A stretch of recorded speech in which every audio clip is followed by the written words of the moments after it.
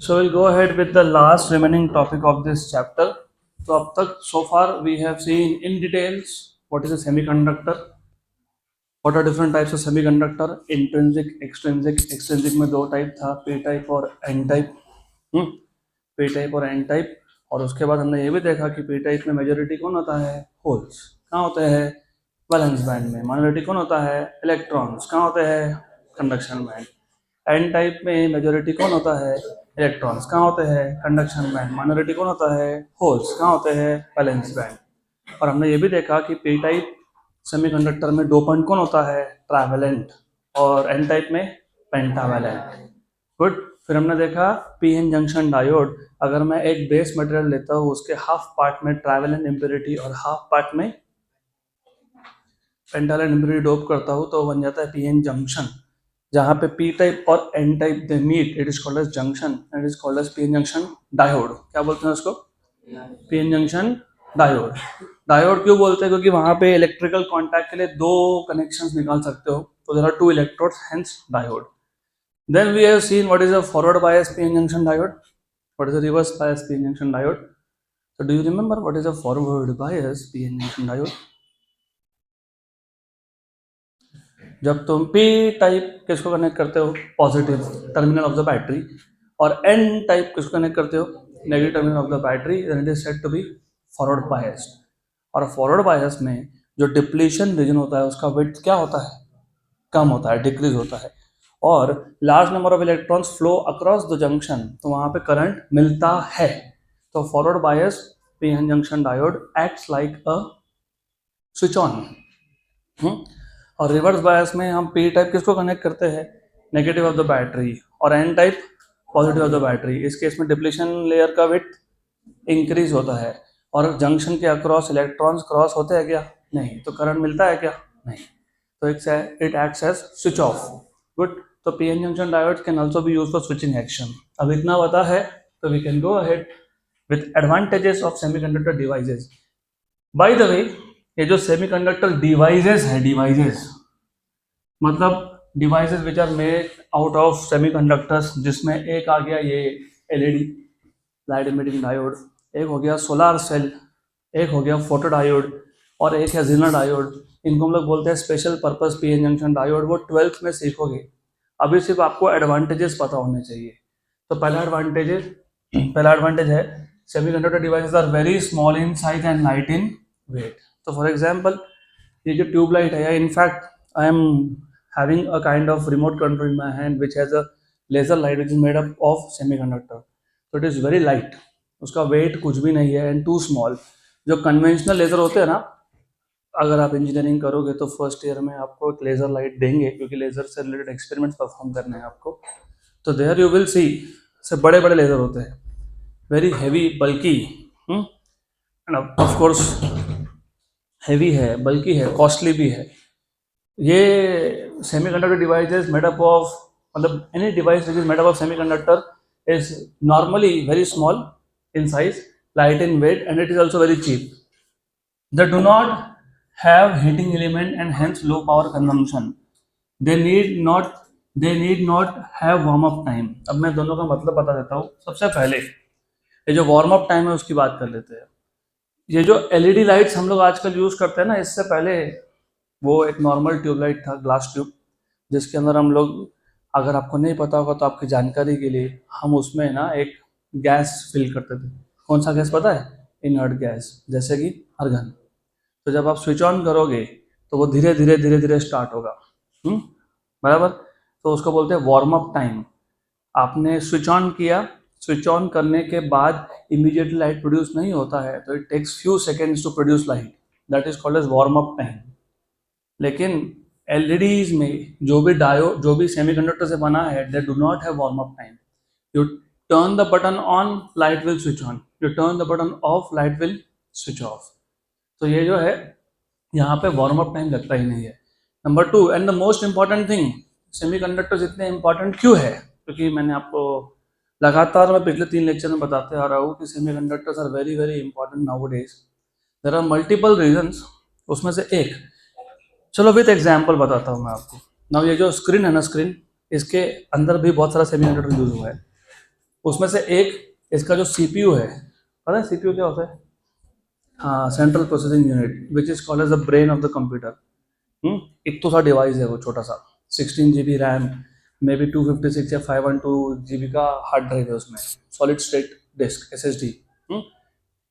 Originally जब पहला computer बना था, यू मे और मे नॉट बी अवेयर, इतना बड़ा रूम चाहिए था उसको, क्योंकि तब सेमीकंडक्टर्स हमको पता ही नहीं थे, तो everything was made up of conductor.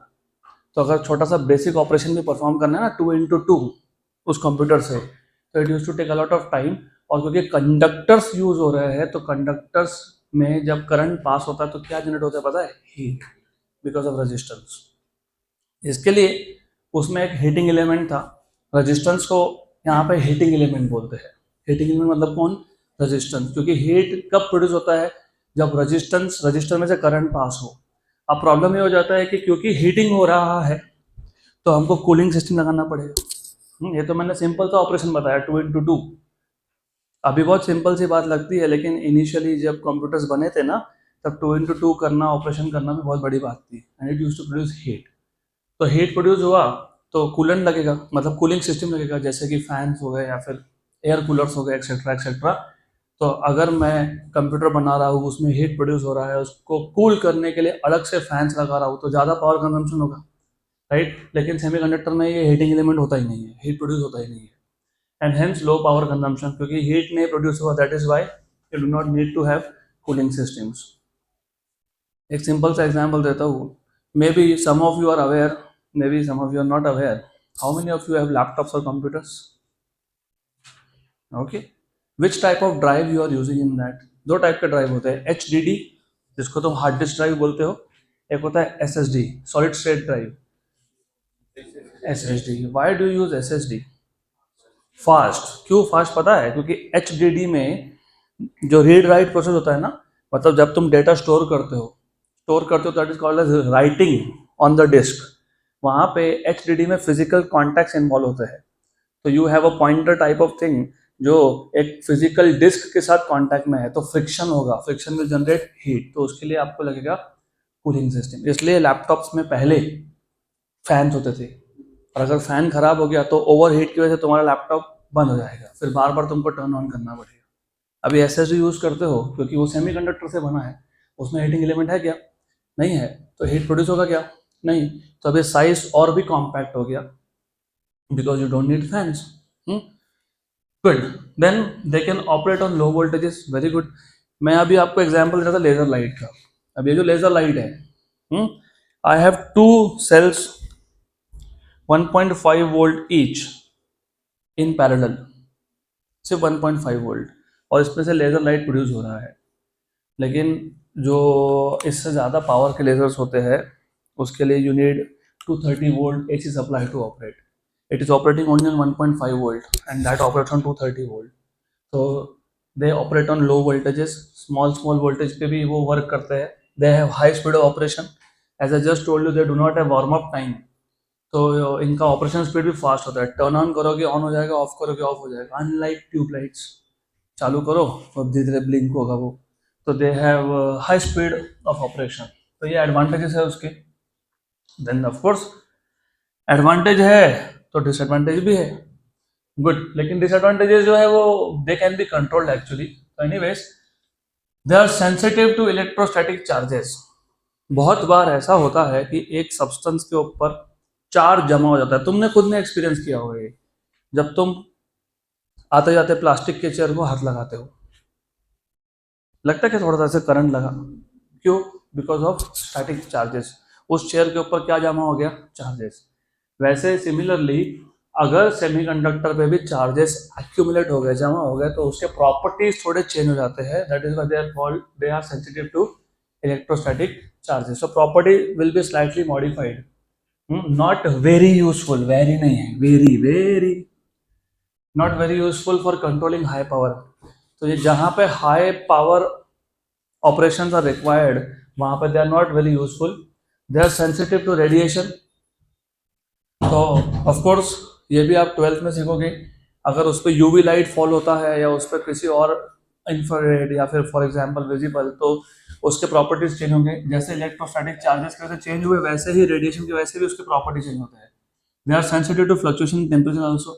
तो टेम्परेचर पे भी इसके प्रॉपर्टी डिपेंड करते हैं, वो हम आगे देखने वाले हैं आज, लेकिन you need to know it depends, the properties of semiconductors depends on temperature. मैंने आपको पहले ही बताया था, semiconductors are material which can be made as a conductor और which can be made as an insulator. तो ये टेम्परेचर पर डिपेंड करता है। For some low temperature semiconductor behaves like an insulator and for high temperature it behaves like a conductor. तो of course there electrical properties are sensitive to temperature. सबसे बड़ी दिक्कत ये है, they need control condition for their manufacturing. तो जब semiconductor बनाओगे तो you need to have highly controlled conditions. थोड़ा भी कंडीशंस में फ्लक्चुएशन हुआ, उसके प्रॉपर्टीज चेंज। एग्जांपल बताता हूँ इसका भी। यू रिमेंबर एन टाइप में हम लोगों ने कौन सा इम्प्योरिटी यूज किया था? पेंटावैलेंट।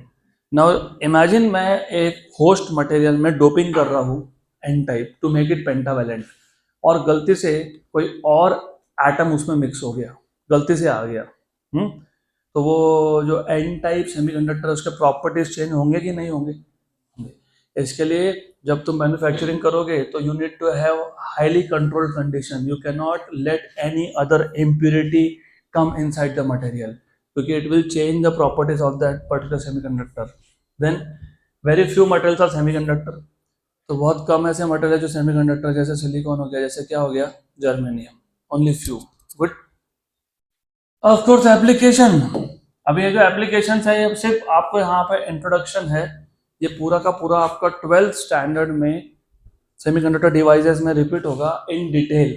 अभी सिर्फ आपको पता होना चाहिए applications of semiconductor and PN junction diode. सबसे पहला है solar cell, and very important. You know what is a solar cell? What is a solar cell? It is a solar cell, but what is a solar cell? It converts light into voltage, electrical energy.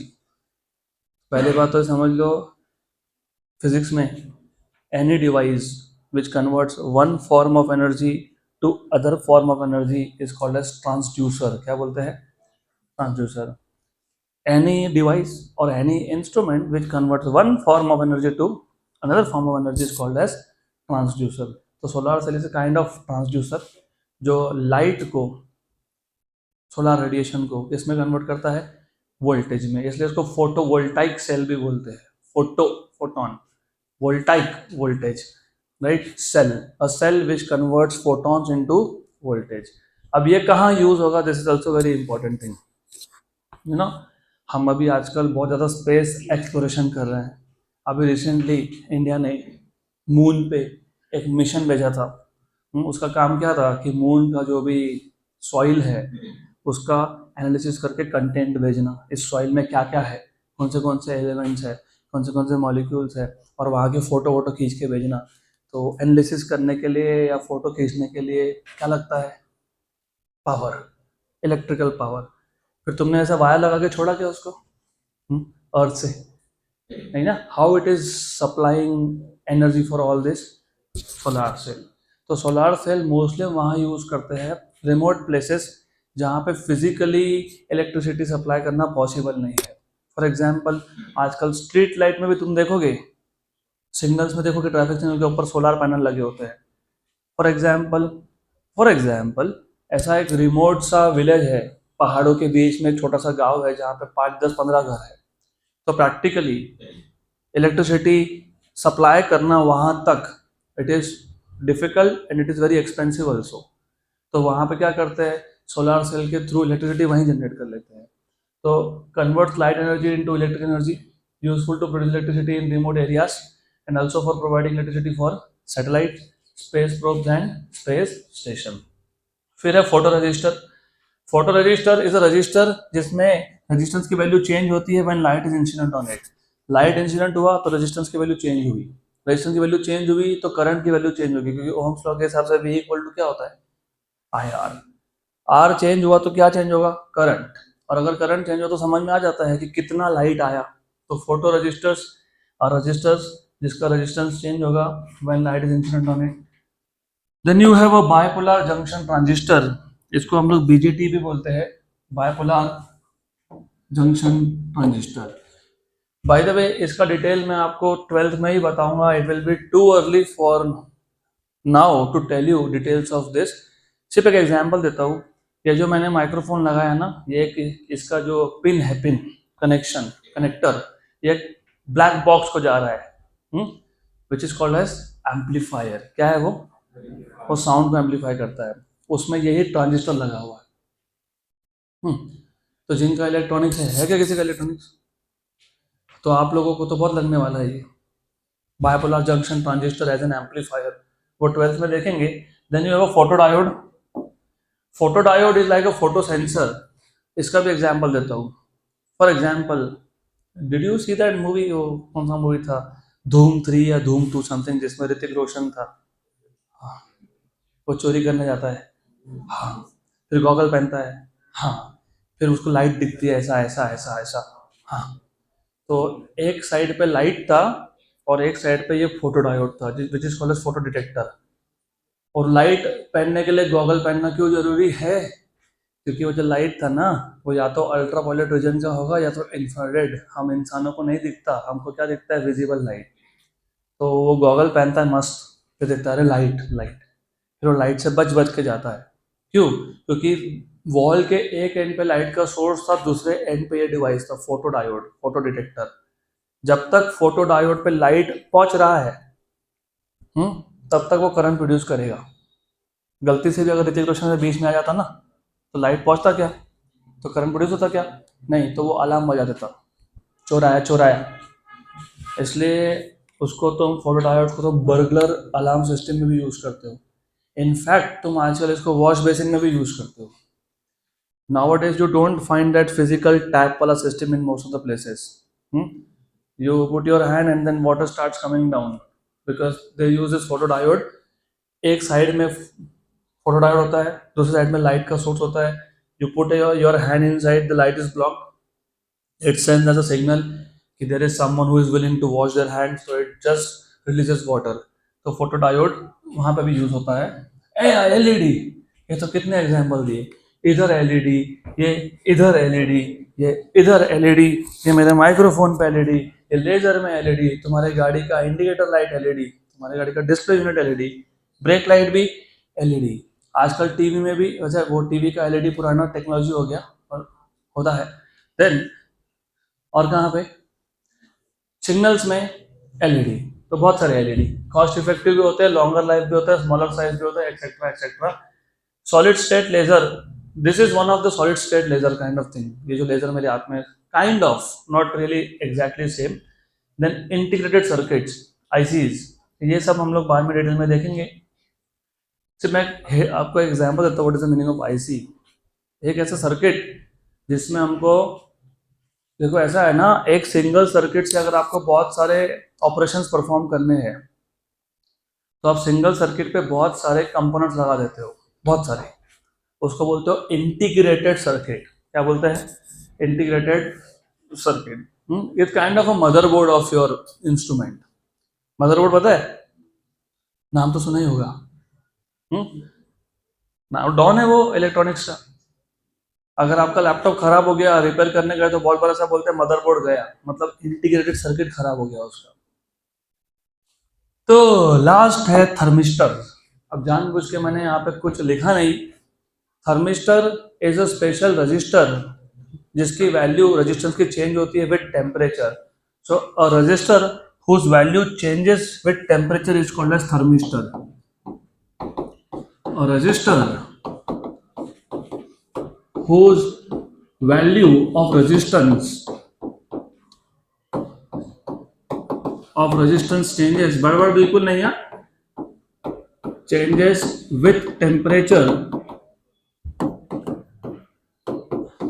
is known as a thermistor.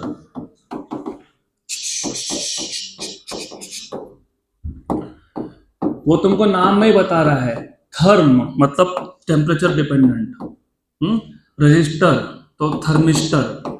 So thermistor is a temperature dependent resistor. It is a temperature dependent resistor. मतलब basically जिसकी resistance की value temperature के साथ change हो, that is called as thermistor. और resistor whose value of resistance changes with temperature is known as a thermistor. So it is a temperature dependent resistor. अब इसमें दो टाइप के थर्मिस्टर आते हैं, तो you need to know, it is very simple. There are two types of thermistors. There are two types of thermistors. एक को बोलते हो NTC, एक को बोलते हो PTC. अब बताता हूँ ये NTC PTC क्या होता है. NTC मतलब negative temperature coefficient, negative temperature coefficient, जिसको तुम बोलते हो NTC. दूसरा होता है PTC which is positive temperature coefficient.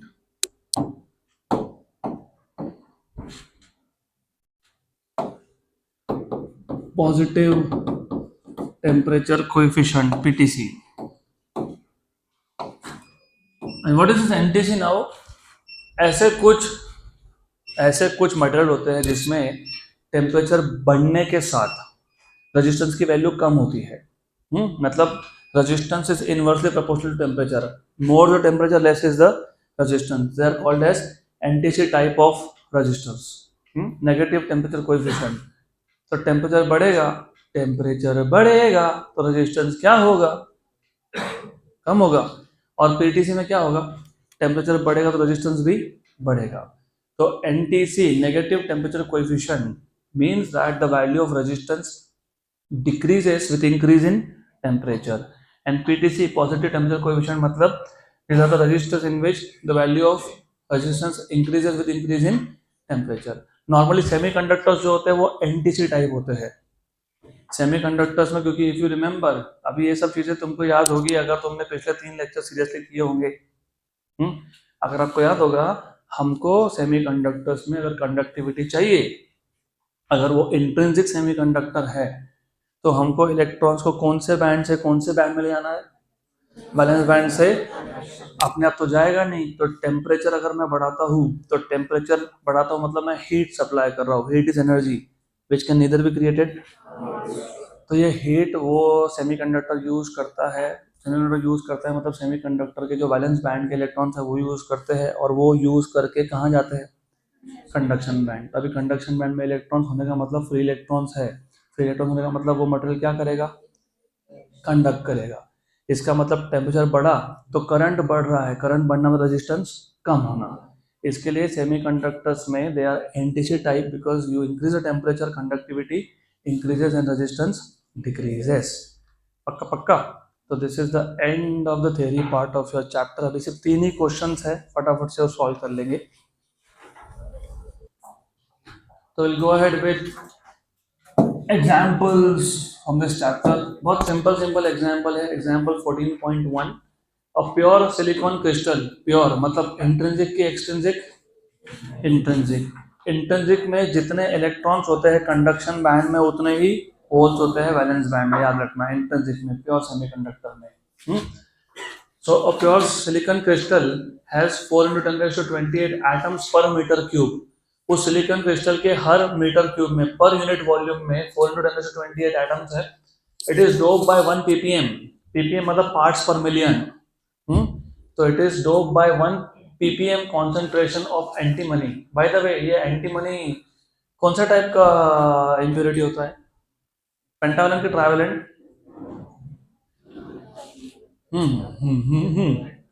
एक काम करो, calculate the number of electrons and holes. बराबर, number of electrons and holes पूछा है आपको. Given Ni stands for intrinsic carrier concentration. ध्यान यहाँ पे, Ni की वैल्यू कितनी है, 1.2 × 10⁻16 पर मीटर क्यूब. तो पहले तो क्वेश्चन समझ लो अच्छे से. हमारे पास गिवन पैरामीटर में क्या क्या है, पहले तो वो आइडेंटिफाई करते आना चाहिए. Intrinsic carrier concentration Ni is 1.2 × 10⁻16. अभी ये होता क्या पहले वो समझ लो, पर मीटर क्यूब. शुरू में ये एक प्योर सिलिकॉन क्रिस्टल था. प्योर क्या था ये, प्योर सिलिकॉन क्रिस्टल क्या था ये, प्योर, तो प्योर सिलिकॉन क्रिस्टल में number of electrons and holes are the same? Yes, no? नहीं, पता ही नहीं। Very good, you are an ideal student. मतलब you, I hope you understand sarcasm. तो एनीवेज, तो आपको ये याद होना चाहिए, प्योर मतलब इंट्रिंसिक सेमीकंडक्टर में वैलेंस बैंड में जितने भी होल्स होते हैं उतने ही इलेक्ट्रॉन्स कंडक्शन बैंड में होते हैं। अभी तक हमने इम्प्योरिटी डोप किया ही नहीं है, डोपिंग करना बाकी है। तब उस केस में Ni इज 1.2 into 10⁻16 पर मीटर क्यूब। गुड। और ये जो हमारे पास प्योर सिलिकॉन क्रिस्टल था उसमें कितने एटम्स थे पर मीटर क्यूब? इसको कैपिटल एम बोल देता हूँ। कितने थे पर मीटर क्यूब? 4 into 10⁻28 पर मीटर क्यूब। ओके, अब आगे क्या बोला है? It is dope by 1 ppm concentration of antimony. I would want to know, पहली बात तो मेरे को एंटीमनी का सिंबल बताओ, नंबर 2 मेरे को एंटीमनी का आपसे एक्सपेक्टेड है वैलेंसी।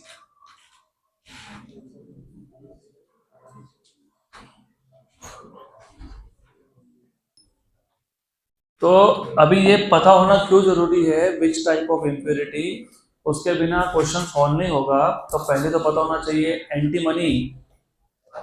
एंटीमनी इसको डिनोट करते हो तुम Sb से, आर्सेनिक को As से, और ये जो होता है ना ये होता है पेंटावैलेंट। This is pentavalent.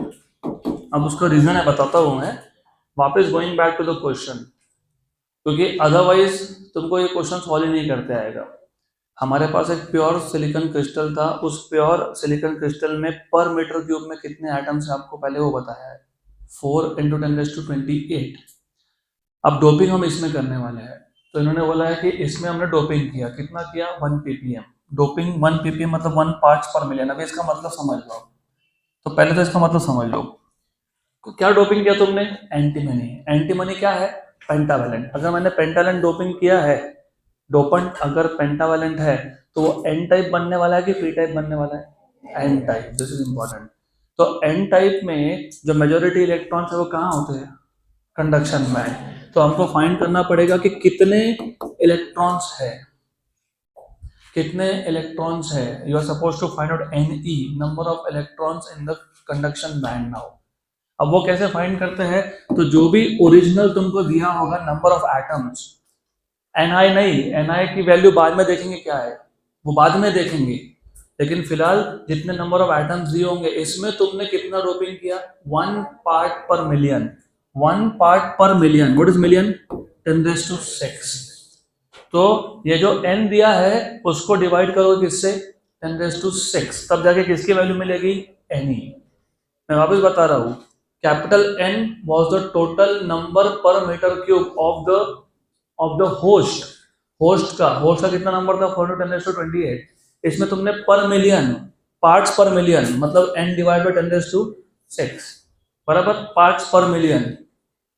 अगर पार्ट्स पर किलो बोला होता तो 10⁻3, पार्ट्स पर गीगा बोला होता तो गीगा G 10⁻9। तो आपको मिल जाएगा ये 4 into 10⁻28 डिवाइडेड बाय 10⁻6। तो कितना आ गया? कितना आ गया? 4 into 10⁻22 पर मीटर क्यूब। ये है number of electrons in conduction band after doping. और बिफोर डोपिंग तुमको पहले से बता के रखा है, क्योंकि बिफोर डोपिंग क्या था? डोपिंग करने से पहले प्योर मटेरियल था। प्योर मटेरियल के केस में जितने नंबर ऑफ इलेक्ट्रॉन्स कहाँ होते हैं? कहाँ होते हैं? कंडक्शन बैंड में। उतने ही होल्स कहाँ होते हैं? वैलेंस बैंड में। और इन दोनों का कॉमन नाम है Ni। क्या नाम है? Ni। तो Ni is the carrier concentration before doping, और ये आफ्टर डोपिंग है। ये आफ्टर डोपिंग है, भूलना नहीं इसको, क्योंकि डोपिंग करने से पहले जितने इलेक्ट्रॉन्स कंडक्शन बैंड में थे उतने ही होल्स वैलेंस बैंड में थे। इससे फॉर्मूला बनने वाला है, इसलिए बता रहा हूँ, तो ध्यान देना। तो अगर मैं Ne into NH करता हूँ, what is Ne? Ni। What is NH? Ni। इसका मतलब क्या बनेगा, Ni इंटू Ni। तो Ne into NH equals to क्या बन जाएगा, Ni स्क्वायर। हो गया, गुड गुड। देन मैं साथ साथ में सॉल्यूशन भी करते जा रहा हूँ, तो इसमें मैं ऐसा गिवन टू फाइनल नहीं लिखने वाला। I am going to just solve this. तो तुमको क्या क्या फाइंड करना था, क्या फाइंड करना था, नंबर ऑफ इलेक्ट्रॉन्स, वो तो मिल गया, कितना आ गया 4 × 10⁻²2। अभी क्या चाहिए, number of holes. Number of holes यहां से आएगा, what is number of holes, Ni square by Ne, है ना। NH equals to Ni square by Ne। What is Ni, 1.2 into 10⁻² कितना 16 स्क्वायर अपॉन क्या Ne कितना आया 4 × 10⁻²22। बाय द वे एक और तरीका है समझने का कि ये एन टाइप है। What is the number of holes, Ni कितना था 10⁻16 और ये कितना आया 10⁻22। तो इलेक्ट्रॉन ज्यादा है, इलेक्ट्रॉन ज्यादा किसमें होता है, एन टाइप में। किसमें होता है, एन टाइप। तो हो गया क्वेश्चन सॉल्व। इसको सॉल्व करो, too simple, just solve this. 1.44 क्योंकि 1.2 का स्क्वायर अपॉन 4 10⁻32 डिवाइड बाय 10⁻22 मतलब कितना 10⁻10। तो 1.44 divide by 4, 1.44 divide by 4 0.36 into 10⁻10 मतलब 3.6 into 10⁻9 per metre cube. Done, this should be your answer. Let me just verify with your text book. यही है answer, done खत्म। Okay, तो जिनकी अभी भी बत्ती जली नहीं क्वेश्चन को लेके, अभी थोड़ा सा बत्ती पहले जला लो। प्योर मतलब इंट्रिंसिक, इंट्रिंसिक को हम लोग आई सफिक्स यूज करेंगे, इंट्रिंसिक।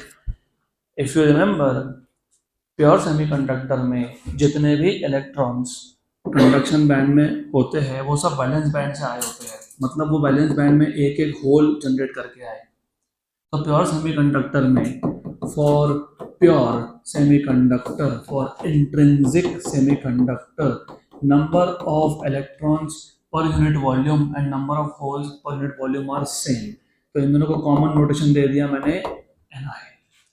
तो जब तक मैंने इम्प्योरिटी डोप किया ही नहीं है तब तक मैं अगर Ne इंटू NH करता हूँ तो मेरे को मिलेगा Ni इंटू Ni। तो मुझे एक फॉर्मूला मिल गया Ne into NH equals to Ni square. अब ये फॉर्मूला यूज करके मैं Ne या NH फाइंड कर सकता हूँ। अगर मुझे NH फाइंड करना होगा तो मुझे Ne पहले फाइंड करना पड़ेगा, अगर मुझे Ne पूछा है तो मुझे NH पहले फाइंड करना पड़ेगा। हमारे क्वेश्चन में हमको बोला था calculate number of electrons and holes, दोनों ही फाइंड करना है।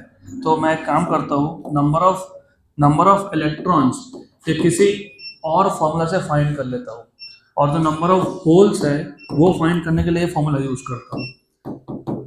तो ये हो गया फॉर्मूला ऐसा। अब नंबर ऑफ इलेक्ट्रॉन्स कैसे फाइंड करेंगे, इन्होंने बोला है कि हमने इसमें एंटीमनी ड्रॉप किया। अब एंटीमनी मतलब पेंटावलेंट, तो तुम प्योर सेमीकंडक्टर में डोपेंट पेंटावलेंट यूज करोगे तो एन टाइप बनेगा। और उन्होंने तुमको क्लियरली बताया कि पहले कितने नंबर ऑफ एटम्स है पर मीटर क्यूब, राइट। उसमें हमने हर 1 मिलियन में एक एटम चेंज कर दिया, 1 पार्ट्स पर मिलियन का मतलब समझ लो। पहले सब silicon silicon silicon silicon silicon silicon थे, अब हर 1 मिलियन 10⁶ सिलिकॉन में एक एटम इम्प्योरिटी है, एक एंटीमनी, 1 एंटीमनी एटम पर मिलियन। तो मुझे अगर अभी एंटीमनी पेंटावैलेंट है तो वो इलेक्ट्रॉन डोनेट करेगा क्योंकि उसका डोनर लेवल होता है just below the conduction band, तो वो डोनेट करेगा। तो जितने एंटीमनी के एटम्स है उतने इलेक्ट्रॉन्स होंगे कि नहीं होंगे, हाँ कि ना। एंटीमनी क्या है, पेंटावैलेंट है। पेंटावलेंट वैलेंसी कितनी होती है 5, चार उसमें से किसमें पार्टिसिपेट कर गए, कोवेलेंट बॉन्ड फॉर्मेशन। जो एक था पांचवा वो फ्री हो सकता है, तो वो एक फ्री हो जाएगा। तो वो फ्री होके कहाँ जाएगा, कंडक्शन बैंड में जाएगा। कहाँ जाएगा, इसका मतलब जब मैं उसको एन टाइप बनाने वाला हूँ तो कंडक्शन बैंड में इलेक्ट्रॉन्स कहाँ से आने वाले हैं, एंटीमनी। लेकिन एंटीमनी हर 1 मिलियन में एक है, हम बोलते ना, पेरेंट्स बोलते मेरा बच्चा लाखों में एक है, वैसे सिलिकॉन बेस में हर 1 मिलियन में एक ही एंटी मनी है, तो टोटल एंटी मनी निकालने के लिए क्या करोगे, n डिवाइड बाय 1 मिलियन। तो मैंने भी तो वही फॉर्मूला यूज किया ना, आफ्टर डोपिंग लिखा भी है, और वो सब फॉर्मूला क्या लिखा है मैंने, बिफोर डोपिंग। अभी समझ में आई बात? तो Ne, तुमको Ne मिल गया इस फॉर्मूला से, और ये Ne यहाँ यूज किया, Na तो दिया ही था, तो क्या मिल गया, NH। Is that clear now? Good. तो अगला क्वेश्चन सेम टाइप का क्वेश्चन है। Next question, of pure silicon crystal at temperature of 300 kelvin, मतलब 27 degree Celsius, 300 kelvin, has electron and hole concentration, electron and hole concentration same है क्योंकि वो pure semiconductor है, मतलब ये Ni की वैल्यू दी है 1.5 into 10⁻16 metre cube per metre cube each, और लिखा भी है N equal to NH। Doping by indium increases NH। What is NH? Hole concentration. अभी होल कॉन्सेंट्रेशन बढ़ रहा है तो इंडियम ट्राइवेलेंट है कि पेंटावेलेंट है? ट्राइवेलेंट है, वेरी गुड। अभी उसका कॉन्सेंट्रेशन कितना हो गया, 4.5 into 10⁻22 पर मीटर क्यूब, और क्या पूछा है, calculate Ne for the dope silicon crystal. तो अभी गिवन में तुमको पहले ही आइडेंटिफाई करना है, जब तक प्योर है तब तक Ne और NH की वैल्यू सेम है, उसको क्या बोलते हो, Ni। तो Ni की वैल्यू क्या है, 1.5 into 10⁻16 पर मीटर क्यूब। सिर्फ घुमा घुमा के Ni बोला, डायरेक्ट नहीं बोला Ni। डोपिंग करने के बाद होल कॉन्सेंट्रेशन की वैल्यू कितनी हो गई, 4.5 into 10⁻22 पर मीटर क्यूब, और आपको पूछा क्या है, number of electrons, electron concentration पूछा है। तो मेरे को जरा बताओ कौन सा फॉर्मूला यूज करोगे, Ni square equal to Ne into NH, simple simple. तो what will be Ne from here, Ni square by NH, सही है, गुड। Ni square, what is Ni, 1.5 into 10⁻16 square upon NH, what is NH, अरे what is NH, 4.5 into कितना, 10⁻22। अब थोड़ा calculation पे extra ध्यान, yes, you 1 in the yellow. अभी देखो ये कितना है, 10⁻32, नीचे कितना है, 22, तो कितना बचा, 10⁻10। अब थोड़ा ध्यान देना, 1.5 का स्क्वायर मत करना 1.5 इंटू 1.5 लिख दो, लिखा 1.5, नीचे 4.5, 1 जा 3 जा, ऊपर क्या बचा 1.5, नीचे क्या बचा 3, 1.5 का पॉइंट 2 मिनट के लिए भूल जाओ, 15/3 मतलब 5, अब पॉइंट लगा दो 0.5, तो 0.5 इंटू 10⁻10 मतलब 5 इंटू 10⁻9, तो 5 इंटू 10⁻9 पर मीटर क्यूब। चलो वन लास्ट क्वेश्चन,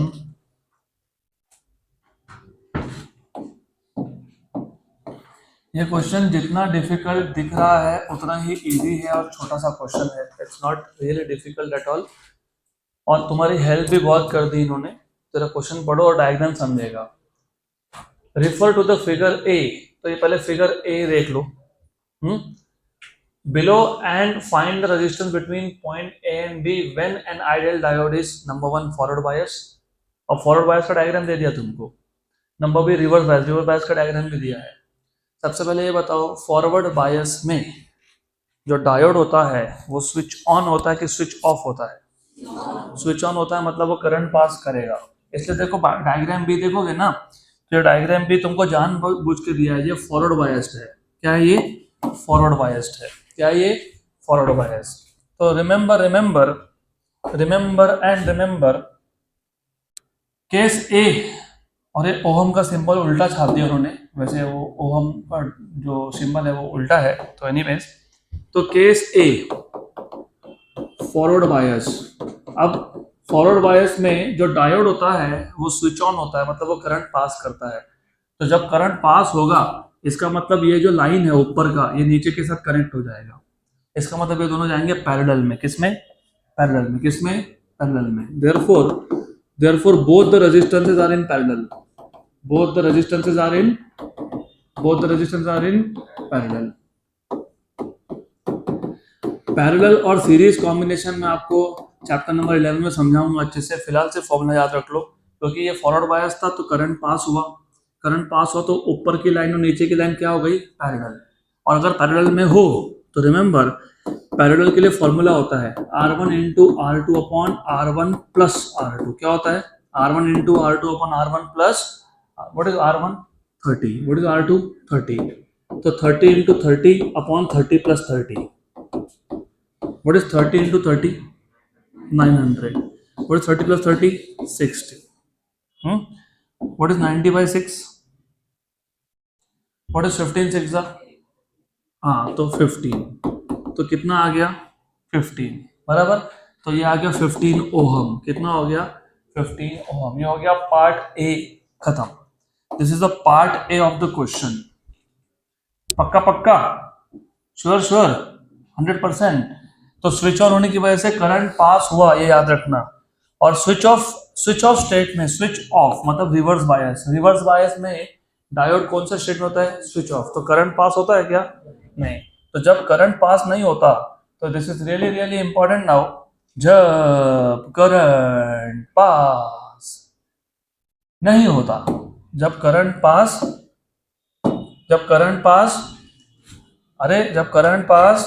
नहीं होता, तो जब करंट पास नहीं होता ना, तो जब करंट पास नहीं होता तो उस केस में क्या होता है पता है? उस केस में जो ऊपर वाला लाइन है ना, उसको बोलते हैं हम लोग ओपन सर्किट। क्या बोलते हैं? मतलब ऊपर वाला रेजिस्टेंस सर्किट में है ही नहीं, ओपन सर्किट है। तो सिर्फ नीचे वाला है क्या?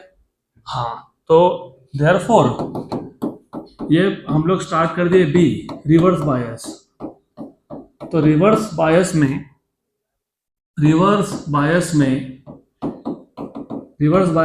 The upper resistance is not in the circuit, तो सिर्फ एक ही तो रेजिस्टेंस है ना सर्किट में। कौन सा? देखो ये वायर ओपन हो गया कि नहीं? तो ऊपर का रेजिस्टेंस है क्या? नहीं। सिर्फ नीचे का है क्या? हाँ। तो what is the total resistance? अरे ऊपर वाला सर्किट में नहीं है तो बचा कौन बचा? 30। डन, खत्म हो गया। So that is the end of straightforward part of this chapter.